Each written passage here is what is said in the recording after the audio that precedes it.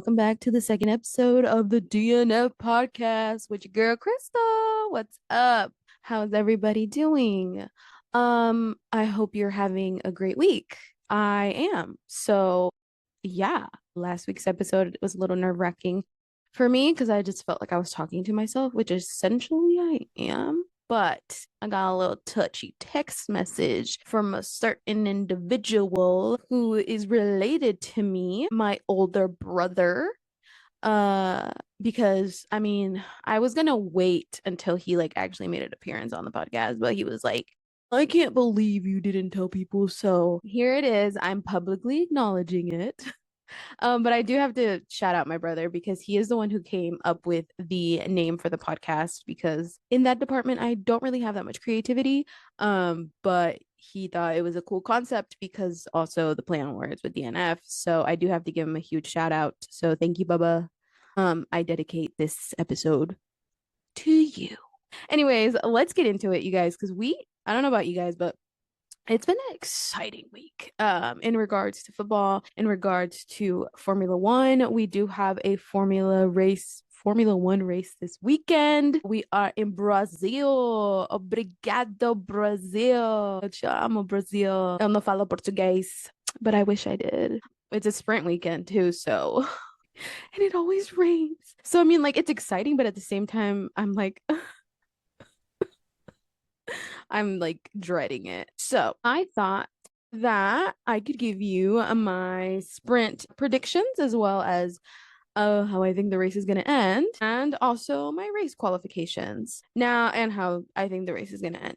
Now, I don't know about you guys, but I like to put the like where we're racing on like my weather app because I like to see how it's going to be. Like, is it going to be a hot race? Is it going to be a cold race? And by the looks of it, it's about 75% chance of rain on Saturday, which if your name is Max Verstappen, I'm assuming you're salivating. If your name is McLaren, I don't even want to get into it. So obviously the top 8 are the only individuals who score points. So for my sprint quali in P8, I have none other than Yuki Tsunoda. P7, hometown hero Gabby. I really hope this is a good weekend for him. He's been very good this season. I know that at the beginning of the season, Sauber was kind of like nowhere, but he has scored some really good points. He has been in the top 10, not once, like I think twice now, or maybe more. P6, I have Isaac Hadjard. That's my rookie of the year, TBH. So P5, I have George. Honestly, it's going to depend on whether quality is going to be wet or not. But I feel like sometimes that Mercedes is just so testy, like so touchy. Like if it rains, yay. If it doesn't rain, nay. If it's cold, yay. If it's cold, nay. Like it can't make up its mind. In P4, I have Orlando Norris. P3, I have Oscar Piastri. In P2, I have Kimi Antonelli. Now, I know what you're thinking, Crystal. Why would you put a rookie to qualify in P2? Well, listen, it's a sprint and he took pole in Miami. So for some reason, sprints are like his thing. So I'm gonna assume that, he'll do okay. And of course, taking pole, especially if it rains and if it's raining during sprint quali, is Max Verstappen. I think in the sprint, if they get everything right, then he will be taking pole. All right, so obviously that's my quali predictions, and I'm not going to go through the entire grid because that would take one forever, and only the top 8 get points. And not that the rest don't matter, but if you're not getting points, you're not really contributing. Hopefully, we'll see some like good overtakes, but that's just me. Okay, sorry. So all right, let's get into the top 8 on how I think the sprint race is going to end. I'm going to put in P8 Alex. I do feel like it's time that he gets his flowers and he does deserve. So hopefully he races to like P1, but if he doesn't, P8 would be great for Alex. All right, P7 I have Charles. I don't know. I just guys, Ferrari's nowhere. This car is killing. So P6 I have Lewis. It's also his home race because he does have his Brazilian citizenship. In P5, I have George. I don't think George is gonna move down. P4, I have Orlando, so he doesn't move up, doesn't move down. P3, I do have Kimmy, so I think you can tell where this is going.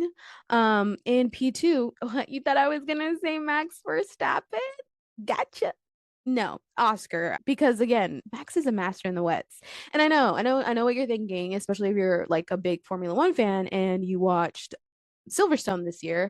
I'm traumatized by that race. So that is why I'm saying that Oscar is going to be P2 and taking the sprint win is Max Verstappen. Now, anything can happen in a wet race. I don't necessarily know. So we shall see. I have a question for you guys. And just like riddle me this. We had a sprint in Texas, and then we have another one right now, obviously in Brazil. We don't have one in Vegas, and then we have another one in Qatar. So we go, I think when was the last time we had a sprint race? Was it was Belgium, I think. Don't quote me, but I think that that's too far apart to be like putting sprint races. It's like I feel like what they did was like, oh, we'll put a sprint race here and we'll put a sprint race there. And then it's like, oh shoot, it's the end of the season. I'll just do one every other weekend. And I don't like that. And then next year, what do you mean Singapore is getting a sprint race? I'm sorry, one of the hottest races of the year.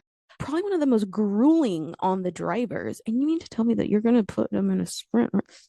You know what? I digress. Anyways, let's get into race quality. And this time I'm going to go through the entire grid. Now, you're probably wondering, Crystal, how are you basing your predictions? Like what's your strategy here? I have no strategy. It's just vibes and anticipation and anxiety. It's just me just saying and guessing. But 9 times out of 10 it's just vibes. So, also I like try to go according to like how they've qualified, but I also love to add like in a little sprinkle of chaos because who doesn't love a little bit of chaos? Okay. So we're going to start off with Q1. So it's the bottom 5 who get eliminated, which is 16 through 20. And in 20th, I have Stroll. Not a surprise. Moving on. P19, I have Hulkenberg. P18, I have Pierre because Alpine is literally nowhere. And as an Oscar Piastri fan, I have a certain je ne sais quoi, como se dice. I don't want to say hatred because I don't hate any team, but they leave a very distasteful taste in my mouth. I'm sorry, Pierre. You are qualifying P18. P17 have Colapinto. Now, I would like to see him a little bit higher just because this is kind of like a home race for him too because he is from Argentina, but that car is not doing anything for them. So unfortunately, I don't see them making it out of Q1. And then closing out Q1 in P16, I have none other than SD Bestie, Esteban Ocon. We just made it out of Q1. Now let's get into Q2. All right, let's zoom through these. Q2, in P15, I have Ollie. No explanation needed. P14, I have Lawson. P13, I have Isaac. I'm sorry. P12, I have Alex. And in P11, just shy of making the top 10, I have Yuki. Now, here's my reason why I don't want Yuki in the top 10 because Yuki's like, listen, my dog Max needs to win this championship. So, what I need to do I need to create a slipstream for him? Do I need to block somebody? He's willing to sacrifice himself. And I don't need that. McLaren doesn't need that. So, Yuki, you stay in P11. And let's get into Q3. Top 10, our top 10 shootout. In P10, I have Gabriel Bortoleto. Now, I have him there because I feel like home race, the love of his fans, his family is most likely going to be there. It's probably a track that he has driven on the sim many of times. I feel like everyone tends to do really well at their home races. I know that only Lando has been the one to win his home race this season, but listen, I think putting Gabby in top 10 and P10 in a Sauber, fantastic. All right, let's move on. Now, I had his teammate in P20, but I have him in P9 because he's one of the goats, and that's Alonso, one of the rookies of the year as well. P8, I have Kimmy. P7, I have Carlos. P6, I have Charles. P5, again, because I feel like the love of the people, and I feel like this atmosphere, this track, and he's driven here beautifully before. I have Lewis. P4, I have Oscar. I feel like because it's only one free practice, there's not going to be much time to run anything. And then I know you have the sprint, but I feel like P4 is going to be the best that we'll be able to do in qualifying. And again, we don't know if it's going to be a wet qualifying. In P3, I have Lando Norris. I think he's riding that high of taking the championship lead away from his teammate. He has had really good weekends. He's been on the podium and his teammate has not. So that's going to catapult him into P3. In P2, I have not my favorite Mercedes driver, but tall, lanky man who goes by the name of Russell George. I have George Russell, and taking pole in Brazil, in Interlagos, in Sao Paulo, is none other than Max Verstappen. I feel like this is another one of his tracks that him and Lewis, there's an affinity, there's a love, you go back to 2024 for Max and you see what he did. They don't call him the greatest of all time of this generation for no reason. And now, the race. Do I think there's going to be any DNFs? What surprises do I think we might have in store? Do we think we'll see the safety car? I don't know. So my predictions for this race is we're going to finally use the wet tire. It's not going to happen. There is going to be a safety car. I think there's going to be multiple DNFs. But Crystal, do you have a podium? Yes, I do have a podium. My podium, and I know I gassed Max up and I said, "Oh my gosh, he's a GOAT at this track." But there's another gentleman who also likes to drive in the wet and is also really good. Is a great driver and he qualified. The way I have him qualifying is P2. I think George is gonna win. I don't know. It's just a gut feeling. And you're probably thinking like, Crystal, what about your boy? Listen, my boy's gonna be on the podium too. I'm hoping he's gonna be on the podium. He needs it, especially after these last 2 weekends. But we shall see. The rain really is such an equalizer. So he did really good in Silverstone and he did good in Belgium, Belgium wasn't necessarily a wet race, but Silverstone was. What screwed him in Silverstone was the penalty. So I'm not too worried about how he drives in the wets, but Piastri, how we move in silence, okay? The hopium is so real, but okay. And then so the order in which I have the podium is George, Oscar, Max. But again, it could be like Max, George, Oscar. It could be Oscar, Max, George. But I feel like the top 4 at least is going to be George, Oscar, Max, and Lando. Now, it would be crazy if Lewis won, but it's Ferraris, so we shall see. All right. And that was my little segment of Formula One for this week. Let me know, what do you think? Do you agree? Who's your podium? Who are your top 3? Because so much can happen in Sao Paulo. So now let's get into the F part of DNF, which is football. And there was so much of it this week. And it's not even over, because we had Champions League and we have Premier League. So let's get into it. Let's talk about Champions League. I printed off because I like to print stuff out because I don't know. I'm weird like that, okay? But I did print out the table because I was curious to see kind of like the standings, especially since they've changed the format of Champions League. So according to ESPN, the UEFA Champions League table for 2025-2026, I'm going to give you the top 15 because it's 36 teams, but I don't want to go through the entire table. So in first we have Bayern, second Arsenal, 3 Inter, 4 City. 5 we have PSG, 6 we have Newcastle, 7th we have Real Madrid, nobody cares about them. In 8th we have Liverpool, 9th we have Galatasaray, 10 we have Tottenham, ew.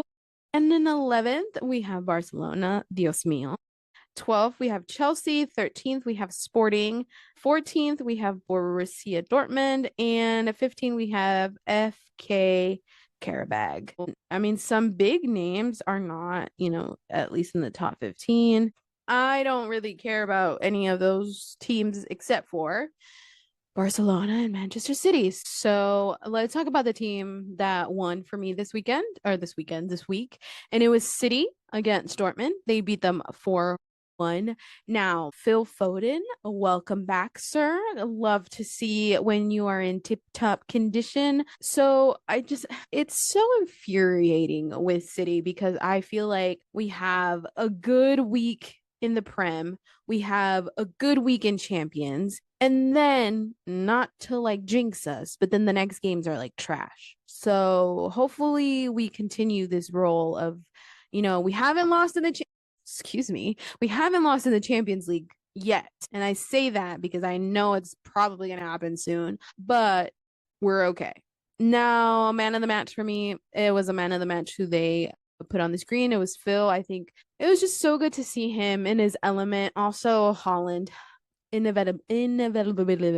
I can't say the word, but he's inevitable. I mean, it was very dominant. They had moments where they did have me a tad bit stressed at the end, but it was good to see also Ryan. I can't say his name, Xerxes, come in and score a goal. And I was like, you've been gone, boo. And then you come back. Love to see it. So hopefully he can continue that this weekend.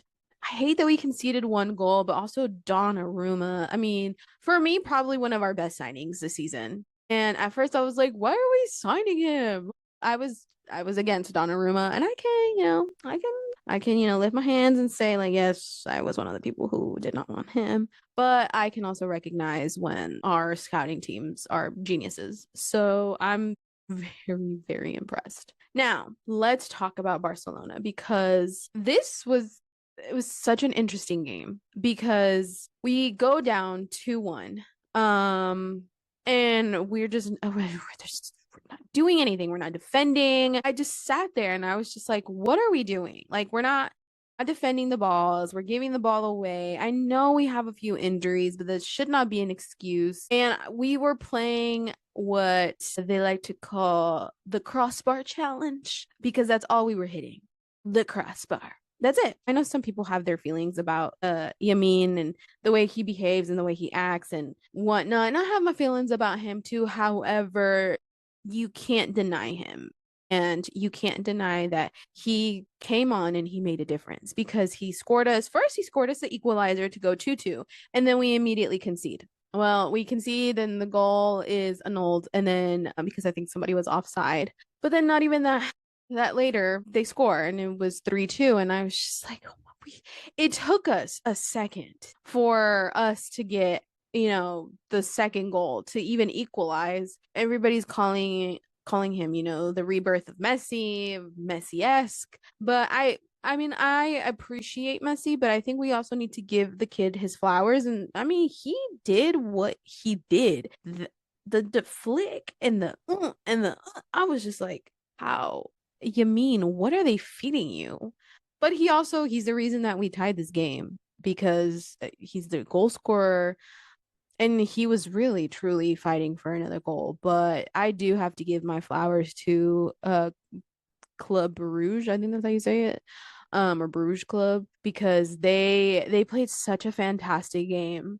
And then they had us on the tip of our toes. So I know that we beat Elche, and I mean, I don't know what Elche's stats are, but Barcelona really needs to get it together. And hopefully, like, our players who are injured, the ones who don't have like severe injuries, can come back soon. So, also, probably the highlight of my week because I'm on a generational hate watch was watching Liverpool beat Real Madrid 1-0. So I love to see that happen. I am such a Real Madrid hater. Like, it was really exciting. You know who else is probably really excited about that? My big brother, because he is a Liverpool fan. Now, let's talk about Premier League, because this weekend, City plays against Liverpool. Now, you remember when I said that City, like, has two really good games and then craps out on me? We're sitting at our third game. Liverpool, I know that they did beat Real Madrid, and I mean, they're going to be on a high after that. So, the good thing here is that we are playing at home. So we're not playing at Anfield, but the Liverpool fans are rowdy anywhere they go. So I won't be surprised if we could hear them. Nervous, but I'm excited. It should be a good game. It should be a good game. However, we don't know what Liverpool is going to show up and we don't know what City's going to show up. Now, if we get the City who played against Dortmund and we get the Liverpool that played against Real Madrid, now that's gonna be a good game. But if we get the City who played at Villa and we get Liverpool who has lost the last 5 Premier League games, I mean it kind of cancels each other out, so potentially could be a good game. So it'll just depend. For me, it's gonna be Mo Salah versus Haaland in the sense of who's gonna score the goals, who is gonna have the moment. Also, another man to look out for is Szoboszlai, because that man honestly has just been improving every season at Liverpool, and he is on a very, upwards trajectory. Not me trying to sound all professional. And I mean, we'll see how Phil will play. I mean, again, he's hot and cold, so but I have faith in my boy. Have faith in my boy Philip. So, and then Barcelona, we play against Celta Vigo, and it's gonna be at their home stadiums. We'll see if we win, because at this point, I will take a tie.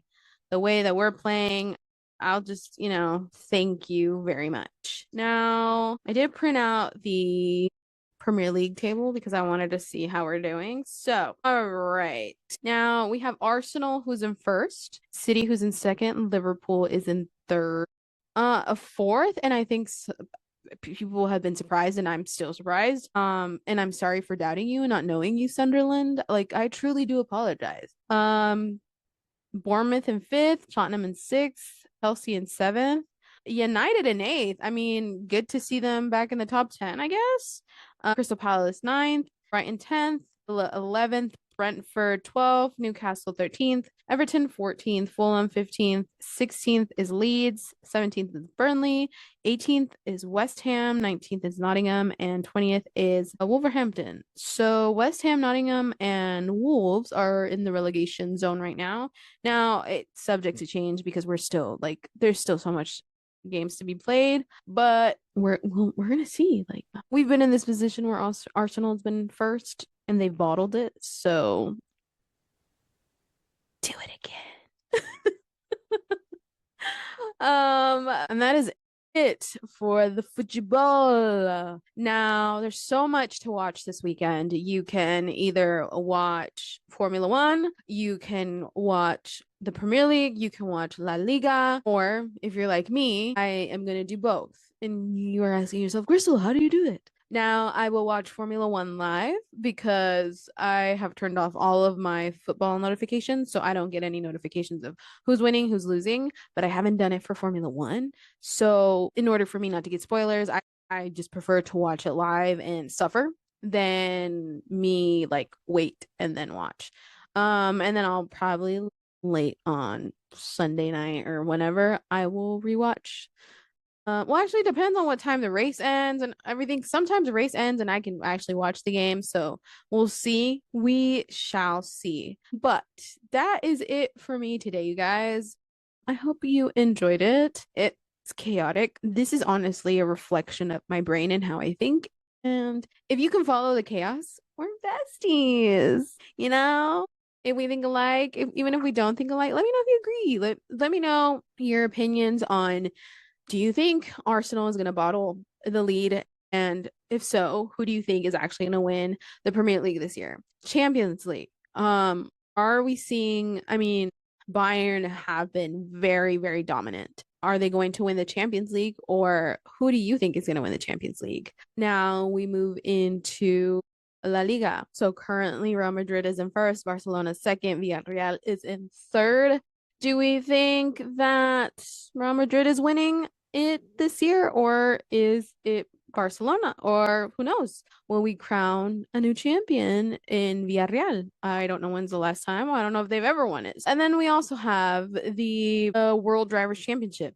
Currently, Lando Norris is leading Oscar Piastri by 1 point. Do you think that Max can catch up and make it hard for these? I mean, he's already doing it, but do you think Max is going to win his 5th championship? Which papaya boy are you taking? Are you taking Oscar Piastri or are you taking Lando Norris? Like, who do you think is going to win? Are we crowning a new world champion this year? Or can George do it? Because I think he's still in contention. Let me know. Anyways, you guys, this was fun. I will see you guys next week. Make sure you like, subscribe, comment, and share with your friends and family. And I will see you next week. Peace.